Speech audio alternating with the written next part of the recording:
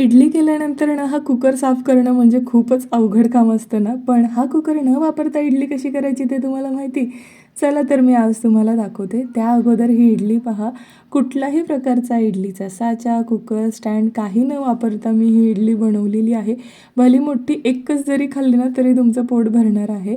अगोदर एक डिश घ्यायची पहा आणि इथे मी कापड घेतलेलं आहे कॉटनचं. स्वच्छ असं कापड घ्यायचं, त्याच्यावरती ते डिश ठेवून सर्कल कट करून घ्यायचा. आणि ते जे कापड आहे ते पाण्यामध्ये भिजवायचं आणि डिशच्या तळाला ठेवायचं.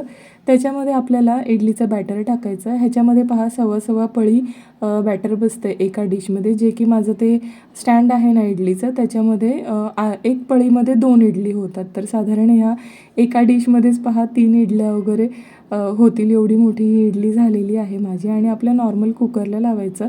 आईस्क्रीमच्या स्टिक्स ज्या आहेत त्या डिशच्या मध्ये मी यासाठी ठेवल्या की जेणेकरून डिश आहे ना एकात एक जाणार नाही. आणि हे पहा एक 5 मिनिटांनंतरनं मस्त अशी इडली तयार झालेली आहे. डिश पण एकदम स्वच्छ राहिलेली आहे. इडली काढायलाही अजिबात त्रास झालेला नाही आहे. अगदी गरम गरमच इडली काढलेली आहे मी पहा.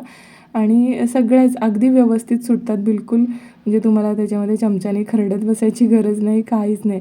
एकदम मस्त भली मोठी एकच इडली खाल्ली तरी पोट भरलं म्हणून समजा. तर त्याच्यामुळे तुम्ही अशा पद्धतीने इडली करायला सुरुवात करा. आणि तुम्हाला ही आयडिया कशी वाटली ते मला कमेंट करून नक्की सांगा.